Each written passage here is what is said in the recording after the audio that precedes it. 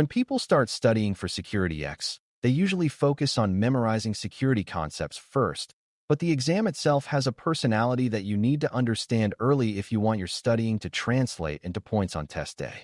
The way questions are written, the pacing pressure, and the way performance-based questions behave can turn a confident learner into someone who second-guesses everything. That is not because you are unprepared as a person, but because you are unprepared for the exam as an environment. So in this opening episode, we are going to make the exam feel familiar before you ever sit down to take it. The same way you would want to walk into a new building knowing where the doors are, where the exits are, and where the lights switch on. We will talk about what the exam typically looks like, what the rules and policies mean in plain language, how scoring should influence your behavior, and how to manage your time when the exam includes hands-on, scenario-style items. If you learn these mechanics now, the rest of your learning will land more cleanly because you will study with the test in mind instead of studying in a vacuum. Before we continue, a quick note. This audio course is a companion to our course companion books. The first book is about the exam and provides detailed information on how to pass it best. The second book is a Kindle-only ebook that contains 1,000 flashcards that can be used on your mobile device or Kindle. Check them both out at cyber.author.me in the Bare Metal Study Guide series. A certification exam is not only a knowledge check. It is a communication puzzle where the test writer is trying to see if you can recognize what matters in a situation and ignore what does not. That means the format matters because it shapes how information is presented to you and how you must respond under pressure. Most candidates will see a mix of traditional multiple-choice questions and more interactive items that ask you to work through a scenario. The key mental shift is this. You are not being asked to prove you know everything. You are being asked to choose the best answer from the options provided, based on the constraints and priorities that are implied in the question. Sometimes two options will look reasonable, and the exam is testing whether you can spot the one that is most aligned with good security outcomes. That is why it is useful to treat the exam like a set of repeated patterns rather than a set of isolated facts. If you start recognizing patterns like least privilege, defense in depth, secure defaults, and incident response sequencing, the format becomes less intimidating because you begin to predict how the question is going to try to steer you. Now let's talk about exam policies, because policies are not just boring rules, they are guardrails that prevent avoidable mistakes. Many learners underestimate how much stress comes from uncertainty about what you can bring into the testing environment, what breaks the rules, and what happens if something goes wrong. In practical terms, policies usually cover identity verification, allowed items, behavior expectations, and what counts as misconduct. You should think of them as the security controls of the testing process, designed to protect the integrity of the credential. If you walk in unsure about whether you can use scratch paper, whether you can take a break, or how the check-in process works, you will burn mental energy that should be spent on the questions. The safer approach is to assume the environment will be strict and standardized, and to plan for a clean, minimal setup. Mentally rehearse the start of the exam, sitting down, adjusting your chair, reading the instructions, and beginning calmly. When you treat policy as part of preparation rather than a last-minute detail, you reduce surprise, and surprise is one of the biggest enemies of performance. Scoring is another topic that creates anxiety mostly because people imagine it works like a school test where every question is equal and you either know it or you do not. Real certification exams rarely feel that simple from the candidate's perspective. Some questions are straightforward recall, some require interpretation, and some are built to test judgment. You do not need to know the secret scoring formula to behave wisely, but you do need to understand what scoring is trying to reward. The exam rewards consistent decision-making under realistic constraints, not perfect memorization of trivia. That is why you should avoid spending too long on a single stubborn question early in the exam, because the opportunity cost is huge. If you burn 5 minutes wrestling with one item, you might lose 3 easier questions later that you could have answered with confidence. A better scoring mindset is to think in terms of points per minute rather than pride per question. You want to collect the points that are available quickly, then return to the harder items once the easy gains are secured. Another scoring-related trap is the belief that you must be 100% sure before you select an answer. On certification exams, certainty is often not available, and waiting for it can lead to overthinking. Many questions are written so that you must choose the best next step, the most appropriate control, or the most likely explanation given limited information. That is intentionally similar to real security work, where decisions are made with imperfect data. So your job is to use the clues in the question, prioritize what the question is asking, and pick the answer that most directly satisfies that ask. Pay close attention to words like best, most likely, first, primary, and most effective, because those words are not decoration. They are constraints. Also watch for the difference between preventing something and detecting it, or between responding to an event and investigating its root cause. Those distinctions often separate a correct answer from a tempting distractor. When you practice this way of reading, scoring becomes less mysterious because you can feel when an answer matches the question's intent. Let's zoom in on question structure, because learning to read questions is a skill, not a personality trait. Many candidates read the scenario, then immediately hunt for an option that matches a keyword they saw, and that is exactly what distractor options are designed to exploit. A more reliable approach is to read the last line of the question carefully first, because that line often contains the real task.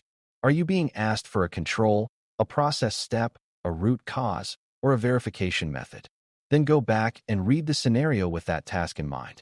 When you do this, you stop collecting irrelevant details and start collecting only the facts that support your decision. Another helpful habit is to mentally rephrase the question in your own words, as if you were explaining it to someone else. If you cannot restate what is being asked, you are not ready to answer, and guessing at that point is more random than strategic. This is not about reading slowly. It is about reading with purpose. The exam is timed, but purposeful reading is faster in the long run because it prevents you from falling for traps that cost you more time. A common misconception is that performance-based questions are just harder multiple-choice questions, and that you should avoid them until the end because they are scary. Performance-based question, PBQ, items are different because they usually require you to interact with information, make several related decisions, or demonstrate that you can apply a concept instead of just naming it. They can feel like mini scenarios where you might sort items, interpret logs, match controls, or choose steps in the right order. The point is not to punish you, but to see if you can think like a security professional in a structured way. The exam environment makes them feel heavier because they often have multiple moving parts, and that can trigger a sense of time panic. The mistake is to treat that panic as evidence that you should flee. Instead, treat PBQ items as a chance to earn points by being methodical. You do not need genius insights. You need steady control of attention and a clear plan for how you will manage time without spiraling. Time tactics for PBQ items start with a simple truth. You do not need to finish every interactive detail perfectly to make progress. Often, partial work still reflects correct understanding, and leaving everything blank is the worst possible outcome. So the first tactic is to do a quick scan of the entire PBQ prompt and identify what type of task it is. Is it asking you to classify, to sequence, to identify, to configure conceptually, or to interpret evidence? Once you name the task type, the problem becomes smaller. The second tactic is to set a soft time box in your head. You are not setting a timer on your desk, but you are deciding that you will spend a reasonable chunk of time, make your best pass, and move on if you get stuck. The third tactic is to answer the easiest parts first within the PBQ itself. If there are obvious matches or clear choices, lock them in and move forward. That reduces the mental load and leaves fewer items to worry about. PBQ questions are like puzzles. It is easier to solve the center once the edges are in place. Another important pacing skill is deciding when to flag and return, because time management is about choices, not speed alone. If the exam allows you to review unanswered questions later, you can use that feature strategically. The idea is not to postpone everything difficult. The idea is to avoid getting trapped. If you encounter a PBQ that is dense and unfamiliar, it can be wise to make a quick pass, grab the points you can, and then mark it for review rather than sinking into it immediately.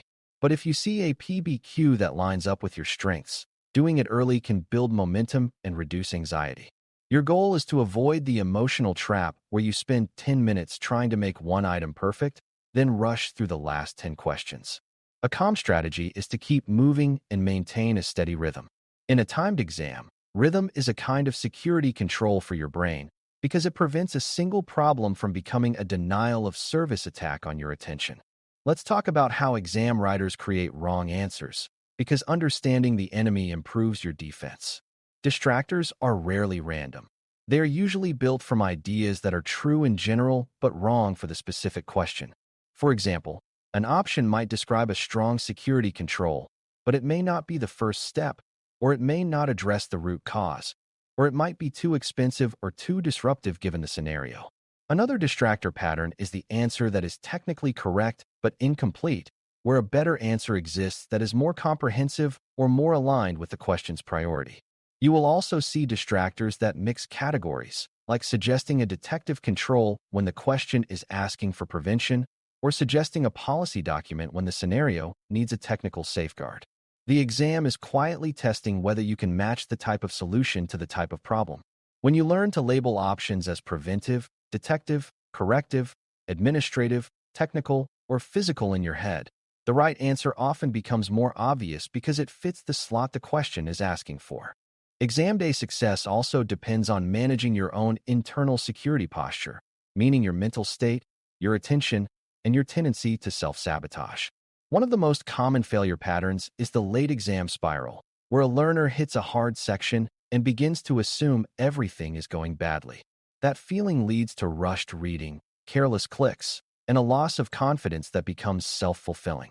A better approach is to treat each question as an isolated decision and to avoid building a story about how you are doing. You do not have real-time scoring feedback, so your story is not based on evidence anyway. Instead, focus on executing the process. Read the ask, extract the relevant facts, eliminate clearly wrong options, pick the best remaining option, and move on. This is not robotic, it is reliable. Think of it like a checklist pilots use even when they are experienced. The checklist is not an insult to skill. It is a way to keep performance stable under stress. Your job is stable performance, not emotional reassurance. It also helps to understand what a good guess looks like, because guessing is not the same as randomness when it is done well. A good guess starts with eliminating options that do not match the question's goal. If the question is about reducing risk quickly, a long-term strategic program might be less appropriate than an immediate control. If the question is about confirming whether an event happened, monitoring and logging might be better than a preventive mechanism that would have helped earlier. Once you eliminate, you often end up with two plausible options. At that point, look for the option that is more directly tied to the facts given, not the facts you wish were given. The exam usually provides enough detail to justify the best answer, but it does not provide every detail you might want. Choose the option that fits what you know, not what you imagine. This style of guessing is still a demonstration of understanding because it shows you know how to connect evidence to action. That is exactly what the exam is designed to reward. Another misconception is that you should change as many answers as possible during review because your first pass was under pressure. Review can be useful, but it can also be dangerous if it becomes an overthinking exercise. A practical rule is that you should change an answer only when you can clearly articulate why the new answer is better based on the question wording. If you are changing an answer because you suddenly feel nervous, that is not evidence, that is emotion. Your first choice is often correct because it was based on your initial interpretation before doubt crept in. When you review, look for misreads, missed keywords, or situations where you accidentally answered a different question than the one asked. Those are the kinds of errors review can fix. But do not turn review into a second exam where you relitigate every decision. The purpose of review is quality control, not self-criticism. Treat it like scanning for typos after writing an essay, not like rewriting the entire essay at the last minute. Finally, let's build a simple mental plan you can carry into test day without making it complicated. You begin by settling your pace, because speed without control is not helpful. You read questions for intent, because intent determines the correct type of answer. You handle PBQ items with a method: scan, identify task type, answer easy parts first, keep a soft time box, and move on when you have done a reasonable pass. You avoid panic stories about your performance, because those stories are not data. You make educated guesses by eliminating mismatched options and choosing the best evidence-based fit. And you use review to correct clear mistakes, not to second-guess your competence. If you practice these behaviors while you study, the exam will feel less like an ambush and more like a familiar challenge. That familiarity is not a trick. It is a legitimate advantage because it keeps your attention available for the security thinking that the exam is actually trying to measure. Thanks for listening. For more audio courses, daily newsletters, and more, please visit baremetalcyber.com.